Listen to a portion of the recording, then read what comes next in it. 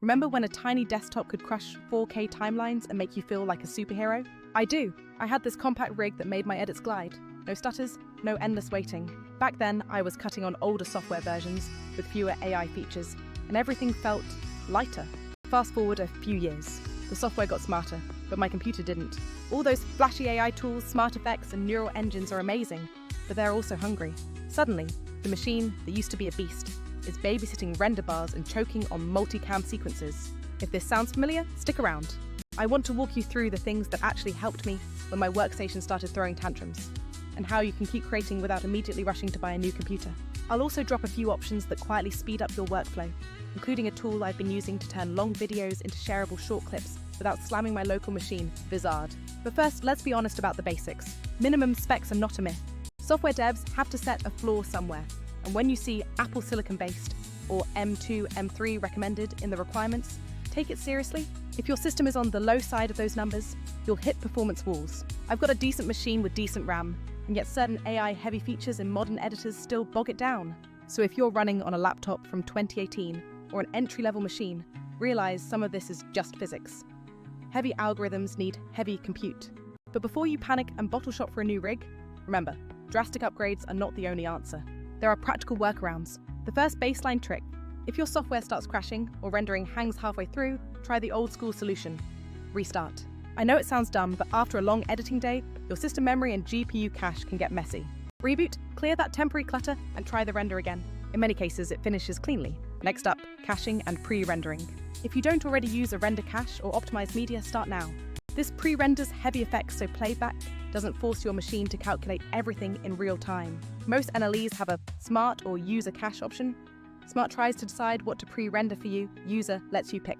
I used to pick manually, but with modern effects and AI features, letting the app decide can save tons of headspace. The trade-off? You'll wait on renders sometimes, but the resulting smooth playback is worth it. And while renders run, do something productive that doesn't require your machine's full brain. Find music, plan captions, or grab coffee. If you're the kind of person who throws dozens of plugins and animated titles onto single clips, try organizing them better. Group heavy effects on separate tracks or layers so you can toggle them off when you don't need them. This is a tiny workflow habit that makes a big difference. Instead of the whole timeline suffering because one clip has 50 effects, isolate that clip on its own track and render it in place when you're done.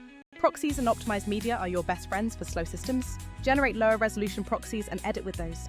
The full quality files can stay offline until final export. Important, check your proxy settings. On Macs, ProRes proxies are great. On Windows, DNxDR proxies often hit the sweet spot. Pick the codec that plays best on your OS and hardware. Doing this doubles down on responsiveness without sacrificing final quality.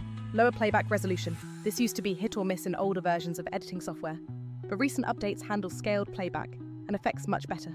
Drop the playback to 1/2 them or 1/4 when scrubbing or trimming, and bump it back up for final checks. It's fast and painless, and preserves your sanity during the heavy parts of the cut. Where your cache lives matters. If you have multiple SSDs, put your cache and render files on a separate fast drive. Pros usually separate OS, media, and cache onto different disks to avoid read-write congestion. If you can't do that, at least point your cache to the fastest drive you have. Render in place for problem clips. Sometimes a single segment with complex motion graphics ruins playback for the entire project. Just render that clip to bake in all effects. Replace it with the baked version, and your timeline behaves like it's editing a simple clip, no more stutters. There's also the fallback of rolling back to an earlier software version. If the newest update introduces performance regressions or bugs on your setup, installers for older versions are often available from the vendor. It's not a long-term fix, but it buys you time while you plan hardware upgrades. Now, let's talk about another approach. Change how you produce content. Instead of forcing your workstation to churn through every single edit locally, use tools that automate the repetitive bits and reduce local load. That's where Vizard comes in for me. It's an AI-first tool that takes long-form footage and finds the viral moments for you, automatically. So rather than editing the same 60-minute interview by hand into 15 shorts, you upload it, let Vizard chop it into potential clips, and pick the ones that fit your vibe. Suddenly, you're exporting dozens of finished short videos without keeping a timeline open for hours. Vizard also schedules those clips for you. Set your cadence, say 3 posts a week, and it will auto-schedule them to your socials. No more manual uploads or juggling post times across platform. And the content calendar lets you see everything in one place. What's scheduled, what's posted, what needs a tweak. It's way easier to manage a social strategy when you're not buried in dozens of project timelines. Compare that to traditional options. Some tools promise automatic clipping, but spit out awkward edits that need heavy manual fixing. Others require a powerful desktop to run effectively, so you're back at square one. Expensive subscription models can get you a feature or two, but still demand time and local horsepower to finalize everything. With VZard, the emphasis is on reducing the grind, cleaner clips, smarter scheduling, and a centralized calendar for publishing. It doesn't replace your NLE for final grading or complex motion work, but for creators who make lots of short-form content from long videos, it cuts the heavy lifting. A caveat: no single trick fixes everything. If your machine truly doesn't meet minimum specs, nothing short of a hardware upgrade will let you run every bleeding-edge AI feature smoothly. Also, not every fix that helps me will help you. Software, drivers, plugins, and background tasks vary widely. Still, combining smarter local workflows, proxies, render cache, render in place, separate cache echo drives, with remote cloud-assisted tools like VZard can stretch the life of your current hardware considerably.